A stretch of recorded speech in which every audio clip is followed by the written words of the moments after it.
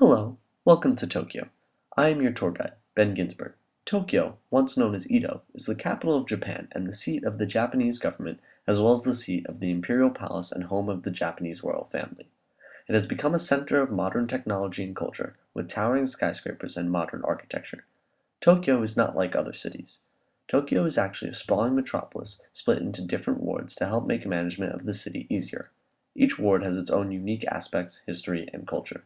Some hold temples built back in 645 AD, such as the Sensoji Temple, while others hold the oldest fish market in Tokyo. However, not all of Edo has survived and blended with Tokyo. Cities change over time. They build, they grow, and they evolve. Sometimes the historical monuments and culture of the cities are forgotten to make room for economic growth and cultural growth.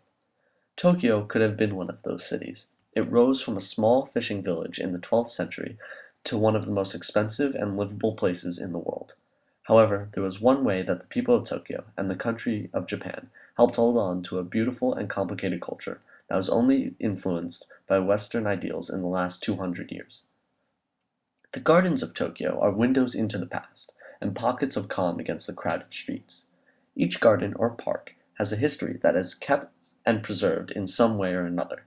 The gardens this tour takes you through will range from gardens created in the early Edo period to parks constructed in the 20th century.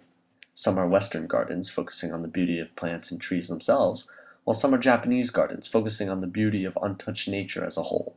Each one has its own story, which follows the history of the capital of Japan. The purpose of this walking tour is to travel from garden to garden, examining how the people of Tokyo and the Japanese government attempt to keep Tokyo from losing a connection to nature. There are a few interesting things that might interest visitors. First, most parks are very easily reached by the greater metropolitan area. The larger and more historical parks are within close walking distance of most trains. Second, every park or garden was a site of something important to the culture or, or history of Japan. Some are built on the remains of military expansions, while in others you may be standing where the 1968 Olympic winners received their gold medals, or other historical events. Either way, parks and gardens in Japan were created to preserve aspects of culture that would otherwise be lost. A walk through many of these gardens is a reminder of what Tokyo, and Japan itself, once was.